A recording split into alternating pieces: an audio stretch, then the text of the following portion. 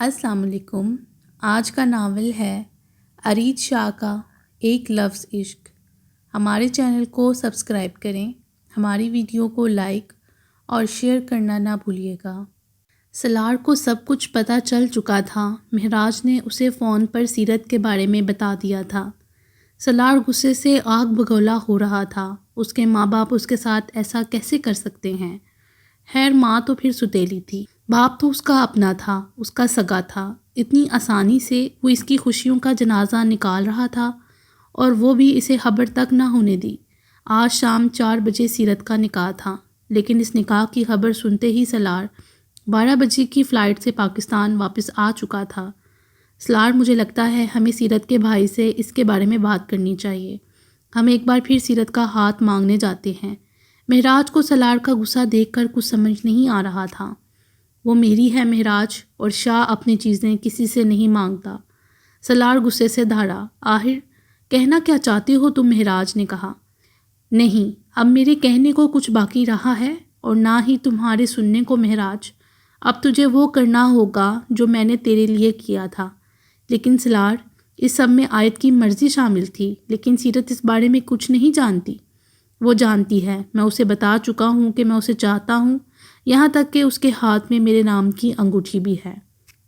वो मेरी है, मैं इसे किसी और का नहीं होने दे सकता।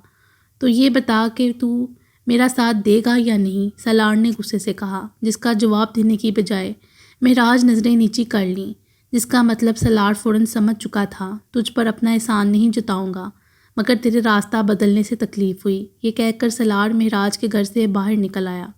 महराज ने भी इसे रोकने की कोशिश नहीं की, क्योंकि वो इसकी ज़िद्दी तबीयत गुस्से से अच्छी तरह वाकिफ़ था। घर जाने की बजाय इसने अपने वफ़ादार नौकर और बचपन के दोस्त को फ़ोन किया।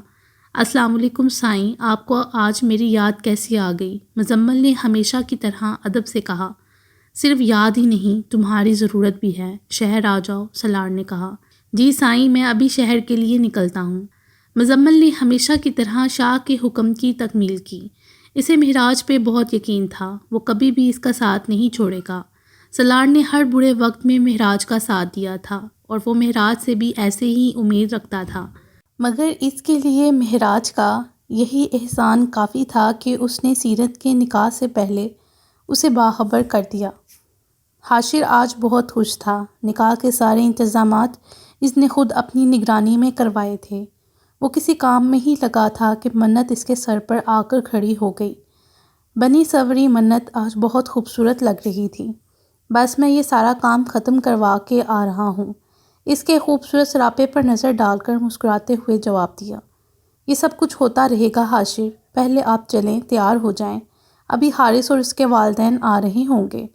तुम ठीक कह रही हो, मैं तैयार होकर आता हूँ।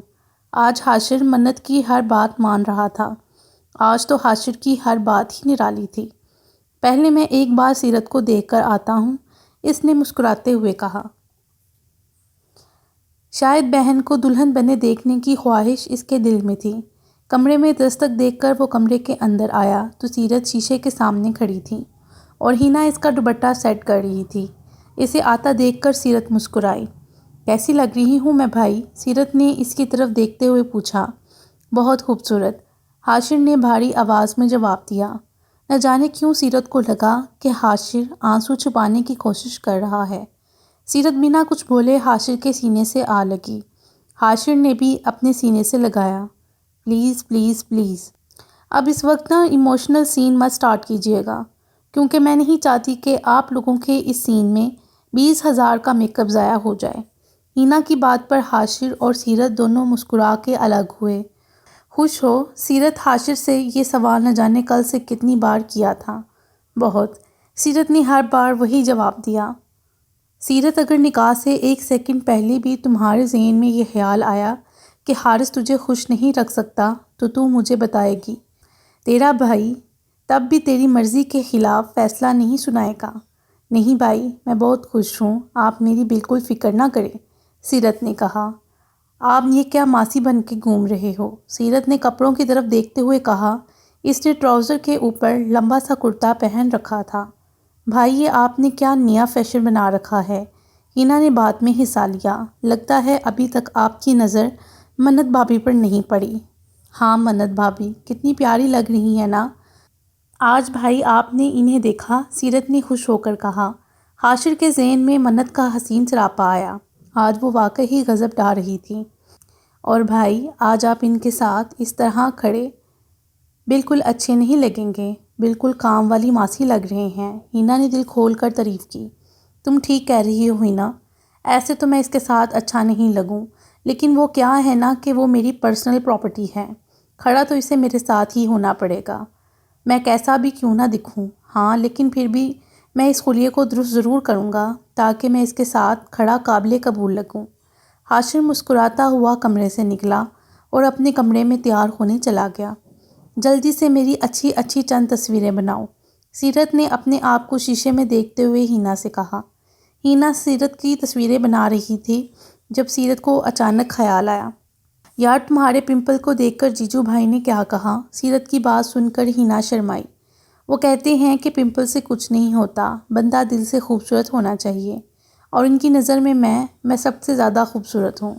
ہینا کے انداز میں زاویار کا بخشا غرور تھا۔ اس کا مطلب اگر تمہارا پمپل کبھی نہ جائے تو ان کو کوئی فرق نہیں پڑے گا؟ سیرت نے حیرت سے پوچھا۔ زاویار کو کوئی فرق نہیں پڑتا، مگر یہ پمپل ضرور جائے گا، ہینا نے بے ساختہ کہا۔ ہاں ہاں ضرور جائے گا، پہلے یہ تو بتاؤ کہ جیجو بھائی آئیں گے نا میرے نکاح پر؟ انہوں نے کہا تھا کہ وہ نکاح سے پہلے پہنچ جائیں گے، اب تک تو باہر آپ بھی گئے ہوں گے، ہینا نے مسکراتے ہوئے کہا۔ اچھا یہ بتاؤ کہ کل جیجو بھائی نے تجھے منہ دکھائی میں کیا دیا؟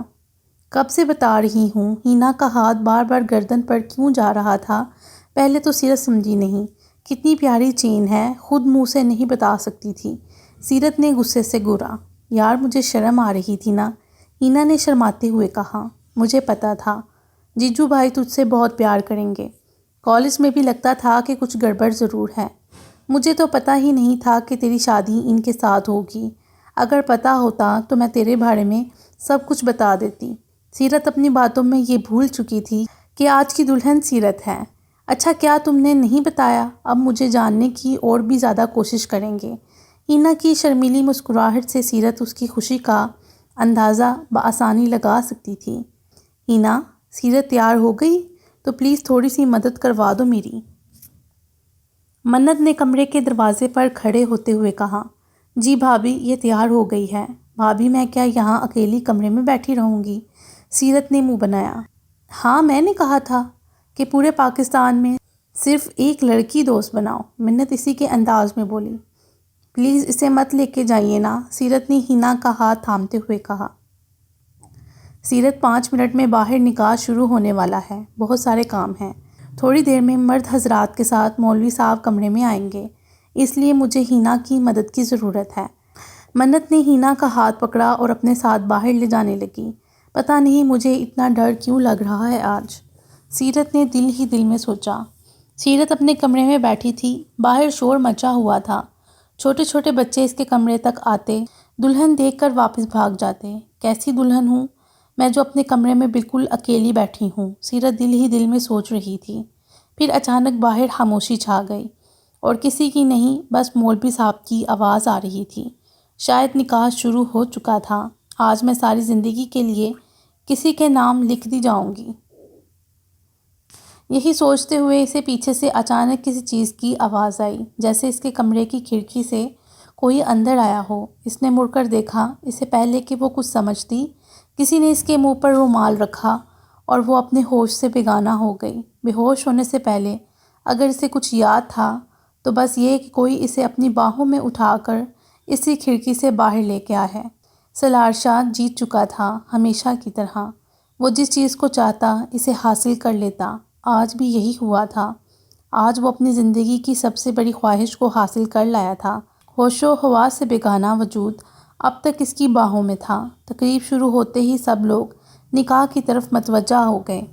سالار کی نظر ایک ایک لمحے پر تھی۔ سالار نے سب سوچ رکھا تھا کہ اب وہ کیا کرنے والا ہے۔ وہ سیرت کو بے ہوش نہیں کرنا چاہتا تھا، بلکہ اسے اپنی محبت کا اظہار کر کے لانا چاہتا تھا، لیکن وہ جانتا تھا کہ سیرت اس وقت یہ نہیں چاہے گی، اس لیے اس نے اظہار محبت بات پر رکھ دیا۔ اس سب کے دوران سلار اگر کچھ نہیں بولا تھا تو وہ تھی سیرت کی کالی چادر جو اس کے بیڈ پر پڑی تھی، اور یہی وہ چادر تھی جس میں سلار نے پہلی بار سیرت کو دیکھا تھا۔ سلار اسے گھر لے جانے کی بجائے حویلی کی طرف لے آیا تھا۔ اب اپنی خوشیوں میں اپنے ماں باپ کو بھی شامل نہیں کرنا چاہتا تھا۔ خیر سارا سے تو اسے ویسے بھی کوئی محبت نہ تھی، لیکن اس کے باپ نے بھی اس کو دھوکہ دیا تھا، اس لیے اب سلار کی نظروں میں اس کے باپ کو اس کی خوشیوں میں شامل ہونے کا کوئی حق نہ تھا۔ لیکن وہ دوست جس سے وہ اپنی زندگی کی ہر خوشی شیئر کرتا تھا، ساتھ تو اس نے بھی نہ دیا تھا اس کا۔ جو بھی ہو سلار اس سے ناراض نہیں تھا، اس لیے فون نکالا اور اسے فون کرنے لگا۔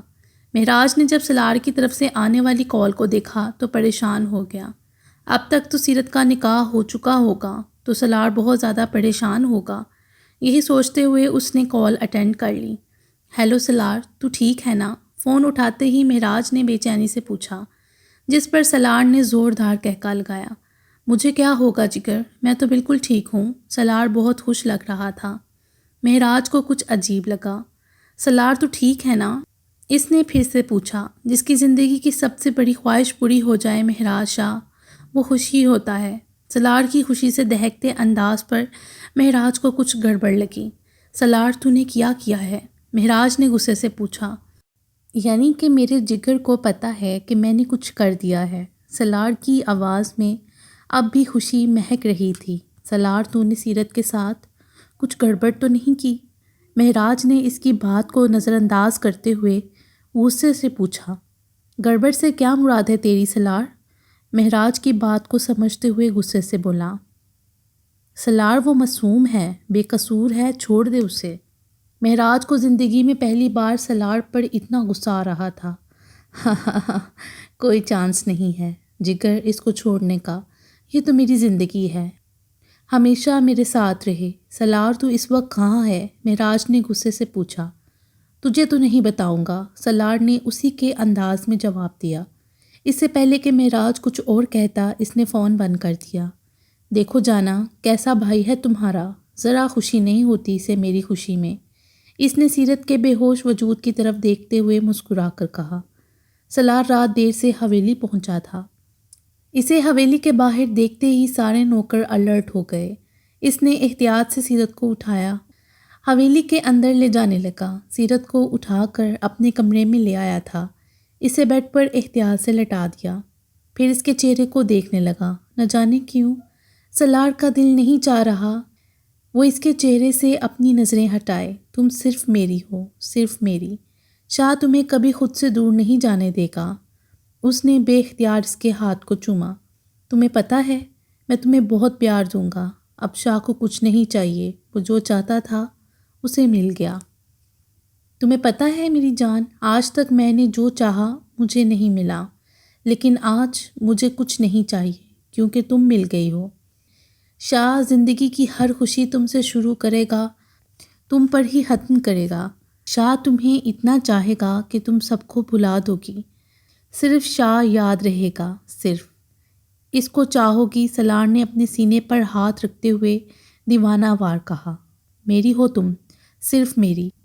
سلار نے بے اختیار اس کے ماتھے کو چومنا چاہا، پھر رکا نہیں۔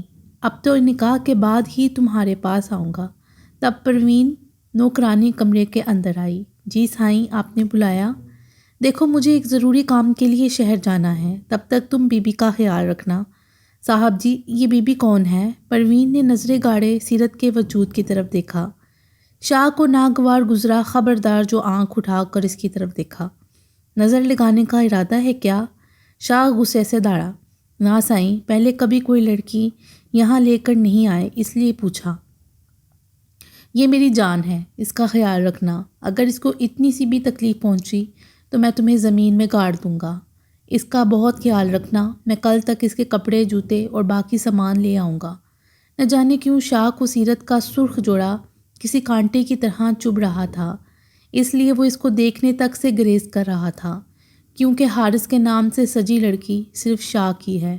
شاہ مسکراتا ہوا کمرے سے باہر نکل آیا۔ ہائے ہائے، شکل سے تو کتنی معصوم لگتی تھی، اور کرتوت دیکھو اس کے، ایک عورت نے ہاتھ ملتے ہوئے کہا۔ کیا بتاؤں بہن، مجھے تو لڑکے پہ ترس آ رہا ہے بیچارہ، کتنی مشکل سے بہنیں پالی تھیں بیچارے نے۔ دونوں بہنیں بھاگ گئیں اپنے عاشقوں کے ساتھ۔ دوسری عورت پہلی عورت کے کان میں ہاسا اونچا بولی۔ دونوں۔ پہلی عورت نے منہ بناتے ہوئے کہا، بہن کیا بتاؤں، 2 بہنیں تھیں بیچارے کی، دونوں بھاگ گئیں، وہ بھی نکاح والے دن۔ ہائے بیچارہ بھائی، دیکھو کسی کے سامنے سر اٹھانے کے قابل نہیں رہا۔ ہائے ہائے، تماشا لگ گیا ہے اس کا۔ دونوں بہنوں نے سر میں ہاک ڈال دی اس کے تو۔ یار شکل سے تو کتنی معصوم لگتی تھی، جیسے کچھ جانتی ہی نہیں۔ بنی تو ایسی رہتی تھی جیسے دنیا جہاں کی کچھ خبر ہی نہیں، ابھی کل ہی پیدا ہوئی ہے۔ شکر ہے میں اپنی بیٹی کو شادی میں نہیں لائی، ورنہ کیا سیکھتی میری معصوم بچی۔ عورت نے بڑے سٹائل میں کہا۔ کون جانے کیا کیا بول کر چلا گیا۔ حاشر نے سر نہیں اٹھایا۔ سب لوگ اپنے اپنے گھر جا چکے تھے۔ رات کے 12 بج رہے تھے۔ 4 بجے سے شروع ہوا طوفان رک چکا تھا۔ حاشر کچھ نہ بولا، وہ چپ تھا۔ حاشر نہ رویا نہ کچھ کہا، بس بت بن کر بیٹھا رہا۔ کیوں روتا وہ؟ کون سا اس کے ساتھ یہ سب کچھ پہلی بار ہوا تھا؟ کون سا اس کا اعتبار پہلی بار ٹوٹا تھا؟ کون سا یہ دھوکہ پہلی بار ہوا تھا؟ کون سی یہ رات پہلی بار آئی تھی؟ کون سا یہ طوفان پہلی بار آ کے گزرا تھا؟ 3 سال پہلے بھی تو ایک ایسی ہی رات تھی، ایسا ہی طوفان آیا تھا، ایسے ہی اس کا اعتبار ٹوٹا تھا، ایسے ہی کسی نے اسے بھی دھوکہ دیا تھا۔ خیر تو وہ بھی نہ تھی، اس کی اپنی تھی، اس کے دل کی دھڑکن تھی، اس کی بہن تھی، جس کی ہر خواہش پوری کرنا وہ اپنا پہلا فرض سمجھتا تھا۔ حاشر اس کی ایک خواہش پوری کرنے کے لیے ساری رات جا کر کام کرتا۔ بھیا سب کے پاس لیپ ٹاپ ہے، صرف میرے پاس نہیں، کتنا اداس ہو کر اس نے کہا تھا۔ اور حاشر اسی رات اپنا خون بیچ کر اس کے لیے لیپ ٹاپ لے کر آیا تھا۔ اس دن آیت کے چہرے کی خوشی دیکھ کر وہ اپنا درد بھول گیا تھا۔ آیت اور سیرت کی ایک مسکراہٹ میں حاشر کی جان تھی۔ منت نہ جانے کتنی ہی دیر سے دور بیٹھی حاشر کو دیکھ رہی تھی۔ اسے ڈر تھا کہ آج بھی حاشر ٹوٹے گا، جیسے 3 سال پہلے ٹوٹا تھا۔ منت کو ہمیشہ سے لگتا تھا کہ اس سب میں شاید آیت کی کوئی غلطی نہ ہو، وہ لڑکا ہی شاید بہلا پھسلا کر اپنے ساتھ لے گیا ہو۔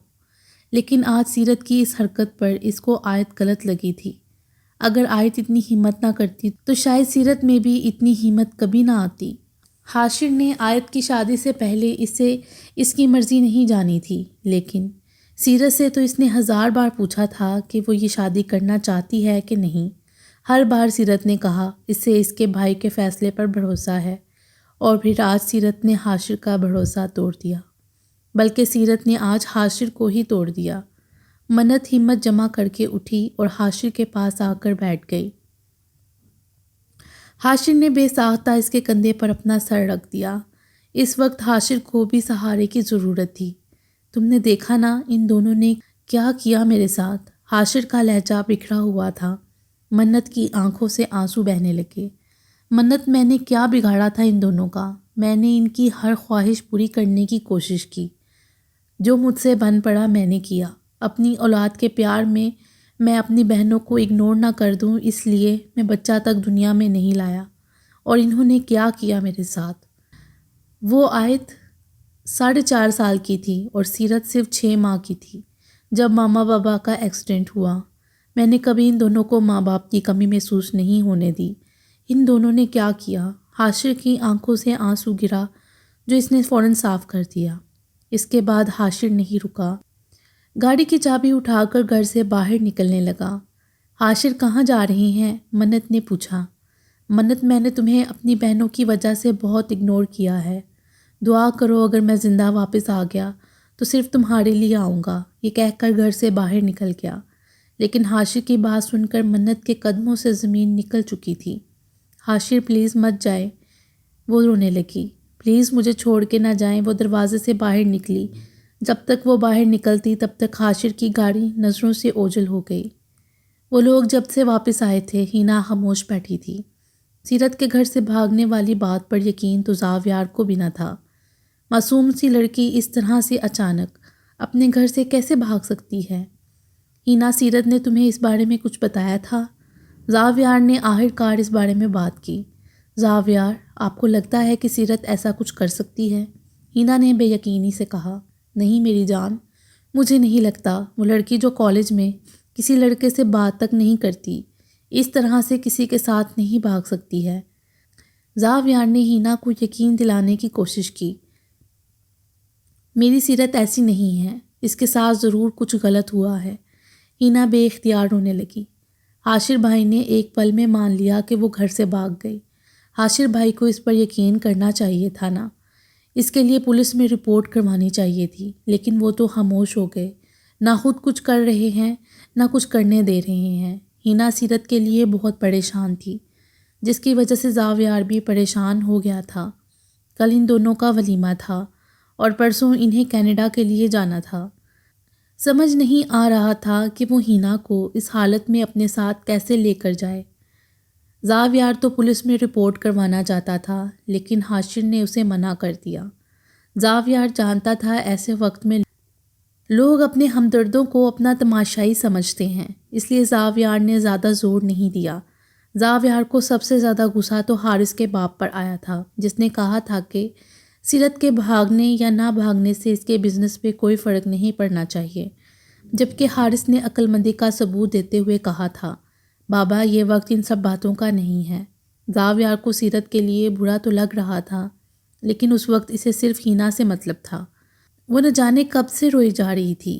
ہینا بس کر دو یار۔ وہ اٹھ کے اس کے قریب آیا اور اس کے سر اپنے کندھے پر رکھ کر اسے دلاسا دینے لگا۔ ہینا دعا کرو تمہاری سہیلی جہاں بھی ہو بالکل ٹھیک ہو، اس کے ساتھ کچھ غلط نہ ہو۔ گاڑی فل سپیڈ میں چل رہی تھی۔ اس وقت حاشر کو کوئی ہوش نہ تھا۔ وہ کہاں جا رہا ہے، کیوں جا رہا ہے، وہ کچھ نہیں جانتا تھا، بس بے مقصد سڑک پر گاڑی دوڑائے جا رہا تھا۔ اگر جانتا تھا تو بس اتنا کہ اس کی بہنوں نے اسے دھوکہ دیا ہے، اس کا یقین توڑا ہے۔ حاشر وعدہ کرو اگر میں نہ رہا تو تم اپنی بہنوں کا خیال مجھ سے بھی اچھے طریقے سے رکھو گے۔ حاشر کے کانوں میں اس کے باپ کے الفاظ گونج رہے تھے۔ ایکسیڈنٹ سے ایک ہفتہ پہلے انہوں نے حاشر کو اپنے پاس بلا کے کہا تھا، حاشر اپنی بہنوں کا خیال رکھنا، بہت خیال، تم بھائی نہیں باپ بن کر دکھانا۔ حاشر میری بیٹیوں کو کسی چیز کے لیے ترسنے مت دینا۔ کسی بات کا ڈر تھا، شاید ان کی اولاد کی یتیم ہونے کا ڈر۔ اس وقت ایک 13 سالہ بچہ تڑپ تڑپ کے اپنے باپ کے سینے سے لگ کر رویا تھا۔ اس کے بعد تو حاشر اپنے باپ کی موت پر بھی نہ رویا تھا، کیونکہ اس نے اپنی بہنوں کے آنسو صاف کرنے تھے۔ اور اس کے بعد 3 سال پہلے جب آیت گھر سے بھاگی تھی، اس کے لیے رویا تھا، اور آج اس کا دل رو رہا تھا، چلا چلا کر پھوٹ پھوٹ کر کسی معصوم بچے کی طرح اس کا دل رویا تھا۔ گاڑی فل سپیڈ میں چل رہی تھی۔ سامنے سے ایک تیز رفتار ٹرک آ کر اس کی گاڑی کے ساتھ لگا۔ حاشر کی گاڑی بری طرح سے گھومی اور ایک پہاڑی سے نیچے گرنے لگی، اور یہ وہ وقت تھا جب اس کو نہ آیت کا خیال آیا نہ سیرت کا۔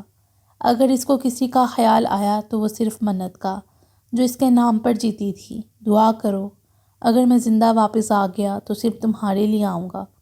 کچھ دیر پہلے اپنے ہی الفاظ اس کے کانوں میں گونجنے لگے، حاشر پلیز مت جائیں، پلیز مجھے چھوڑ کے نہ جائیں۔ وہ چلا رہی تھی، رو رہی تھی، اور حاشر کی آنکھیں آہستہ آہستہ بند ہونے لگیں۔ ایک بہت ہی برے خواب کے زیر اثر آیت کی آنکھ کھلی۔ اس کے ساتھ سویا مہراج اچانک اٹھ گیا۔ کیا ہو گیا ہے آیت؟ اس کی حالت دیکھ کر وہ فوراً اٹھا۔ آیت بری طرح سے کانپ رہی تھی اور اس کا پورا جسم پسینے سے شرابور ہو چکا تھا۔ مہراج، حاشر بھائی کو کچھ ہو گیا ہے، میں نے بہت برا خواب دیکھا ہے۔ مہراج، میرے بھائی کو کچھ نہ ہو۔ آیت، کیا ہو گیا ہے؟ اس طرح سے کیوں گھبرا رہی ہو؟ یہ ایک صرف برا خواب تھا اور کچھ نہیں۔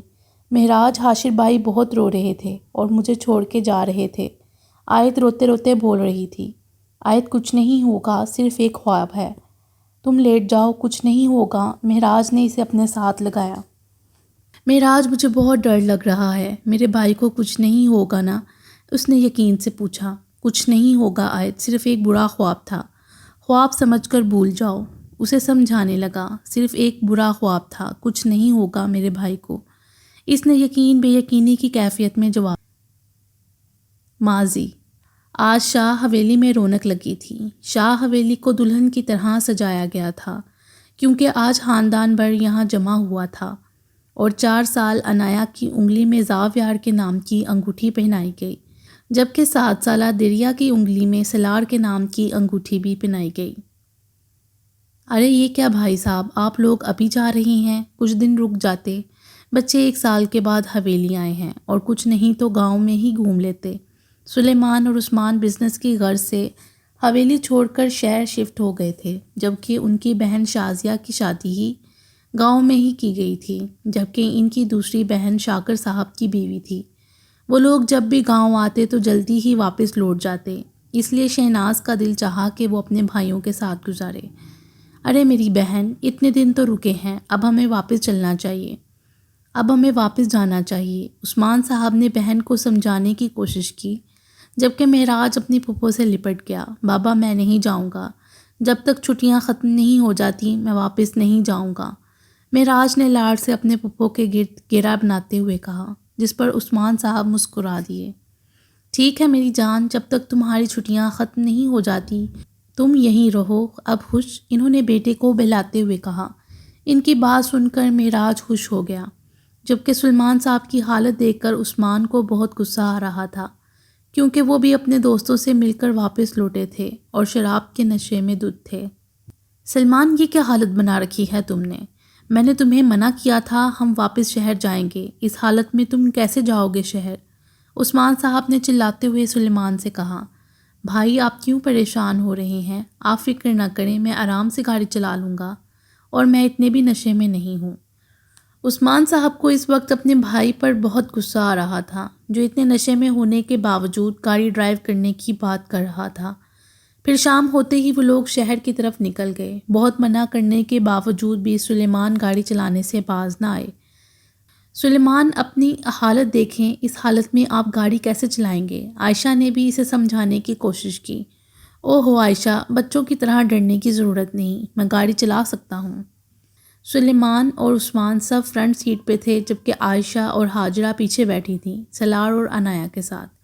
بابا گاڑی تیز چلائیں، انایا نے لاڈ سے باپ کے گلے میں بازو ڈالے۔ اب دیکھنا بیٹا، بابا کس طرح تیز گاڑی چلاتے ہیں، سلیمان نے تیز کو ہانسا لمبا کرتے ہوئے کہا۔ ان کی بات سن کر جہاں انایا خوش ہو گئی، وہاں انہیں عثمان صاحب پریشان ہو گئے۔ کوئی ضرورت نہیں ہے تیز چلانے کی، تمہیں اجازت دے دی یہی غنیمت جانو۔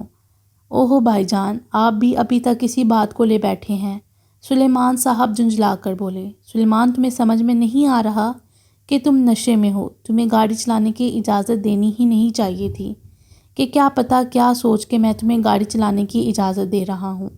عثمان صاحب کو رہ رہ کر سلیمان پر غصہ آ رہا تھا۔ عثمان صاحب کی بات کو سیریس نہ لیتے ہوئے سلیمان صاحب نے گاڑی کی سپیڈ تیز کر دی۔ بس یہی چاہتے تھے نا آپ کے خاندان میں میری بے عزتی ہو، اس لیے اپنے ساتھ لے کر گئے تھے مجھے۔ دیکھ لیا آپ نے، آپ کے گھر والوں نے مجھے کس طرح سے نظر انداز کیا۔ ماریا کو رہ رہ کر اپنے شوہر زمان پر غصہ آ رہا تھا۔ ماریا، کیوں ذرا سی باتوں کو دل پر لگا کر بیٹھ جاتی ہو؟ زمان نے ماریا کو سمجھانے کی کوشش کی۔ زمان اور ماریا کی شادی کو 14 سال ہونے جا رہے تھے، ان کے 3 بچے تھے، لیکن آج تک زمان کی فیملی نے ماریا کو قبول نہ کیا تھا، کیونکہ زمان کی شادی ان کی خالہ زاد کے ساتھ ہونے والی تھی، لیکن اس نے اس کو ٹھکرا کر اپنے آفس کے لڑکی سے شادی کر لی، جس کی وجہ سے انہوں نے کبھی بھی ماریا کو قبول نہ کیا۔ مجھے افسوس اس بات کا نہیں ہے وہ لوگ مجھے نہیں اپنا رہے، لیکن ماریا نے اپنے بچوں کی طرف اشارہ کرتے ہوئے کہا کہ یہ تو ان کی اولاد ہیں، ان کا خون ہے، ان کی طرف تو وہ دیکھتے بھی نہیں ہیں۔ آپ کی اماں آپ کو دیکھتی ہیں، آپ سے لپٹ گئیں، لیکن حاشر بھی ان کا بچہ ہے، ان کا پوتا ہے۔ آپ نے دیکھا انہوں نے حاشر کی طرف دیکھنا تک گوارا نہ کیا۔ سیرت اور آیت سو چکی تھیں، جبکہ حاشر جاگ رہا تھا، لیکن ماما بابا کی بات کے بیچ میں بولنا گوارا نہ کیا، اس لیے آنکھیں بند کر کے سوتا ہوا بن گیا۔ حاشر پہلے اس چیز کو بہت نوٹ کرتا تھا کہ بابا کے خاندان والے ان لوگوں سے محبت نہیں کرتے، لیکن پھر اسے آہستہ آہستہ سمجھ میں آ گیا کہ ان کی ماں من چاہی ہونے کی سزا بھگت رہی ہیں۔ زمان اور ماریا نے شادی کے بعد اس خاندان کو منانے کی بہت کوشش کی، لیکن ان لوگوں نے یہی شرط رکھی کہ جب تک وہ ماریا کو طلاق نہیں دیتے تب تک وہ انہیں معاف نہیں کریں گے۔ زمان صاحب نے ماریہ کو نہ چھوڑا، جس کی وجہ سے ماریہ خاندان بھر میں نفرت کا نشانہ بن گئی۔ شادی کے 1 سال بعد انہیں حاشر کے روپ میں خوشیاں نصیب ہوئیں، لیکن پھر 8 سال تک وہ ماں نہ بن پائیں۔ 8 سال بعد عائد کی آمد نے ان کی خوشیوں کو دوبالا کیا۔ کچھ ماہ پہلے سیرت نے ان کا خاندان مکمل کر دیا۔ ان کی ایک چھوٹی سی فیملی تھی جس کے ساتھ زمان اور ماریہ خوش تھے، لیکن اس بات سے بے خبر کہ ان کی خوشیاں چند دن کی ہیں۔ اس دن وہ لوگ شادی کی تقریب سے واپس گھر لوٹ رہے تھے جب ایک تیز ترار گاڑی ان کی گاڑی سے ٹکرائی۔ اس سے پہلے کہ زمان گاڑی سنبھالنے کی کوشش کرتے، گاڑی کھائی سے نیچے گرنے لگی۔ جھٹکا اتنا خطرناک تھا کہ کسی کو بھی سنبھلنے کا موقع نہ ملا۔ زمان جتنی گاڑی سنبھالنے کی کوشش کرتے، وہ اتنی ہی کھائی کی طرف نکلتی جا رہی تھی۔ گاڑی کی فرنٹ سائڈ ساری نیچے کی طرف تھی۔ زمان سمجھ چکے تھے کہ اس حادثے میں ان کا بچنا اب ممکن نہیں، اس لیے انہوں نے حاشر کو بچانا ضروری سمجھا، کیونکہ حاشر کا گاڑی سے نکلنا آسان تھا، جبکہ فرنٹ سیٹ پر ہونے کی وجہ سے سلیمان اور ماریہ گاڑی سے نیچے نہیں اتر سکے۔ زمان نے سنبھلتے ہوئے حاشر سے نیچے اترنے کے لیے کہا، لیکن وہ نہیں مان رہا تھا۔ حاشر بیٹا، میری بات سمجھنے کی کوشش کرو، تمہیں نیچے اترنا ہوگا۔ حاشر کو منا کے کسی طرح سے اسے گاڑی سے نیچے اتارا۔ حاشر نے سب سے پہلے سیرت کو گاڑی سے باہر نکالا اور عائد کو نکالنے کی کوشش کرنے لگا۔ جب اس کا دھیان سامنے دوسری گاڑی کی طرف گیا، اسے ایسا محسوس ہو رہا تھا کہ دوسری گاڑی میں موجود سب کے سب افراد مر چکے ہیں، جبکہ زمان اپنی گاڑی کو نہیں سنبھال پائے اور گاڑی کھائی میں جا گری۔ حاشر چاہ کر بھی اپنے ماں باپ کو نہیں بچا پایا۔ حاشر نہ جانے کتنی ہی دیر اس کھائی میں اپنے ماں باپ کی گاڑی کو دیکھتا رہا۔ یہ تینوں بہن بھائی یتیم ہو گئے، لیکن کس کو پرواہ تھی؟ حاشر کو اپنی دادی اور تایا سے کوئی امید نہ تھی، اس لیے وہ سمجھ چکا تھا کہ اب اس کی بہنوں کی ذمہ داری اس نے خود ہی اٹھانی ہے۔ باقی انشاءاللہ اگلی ویڈیو میں۔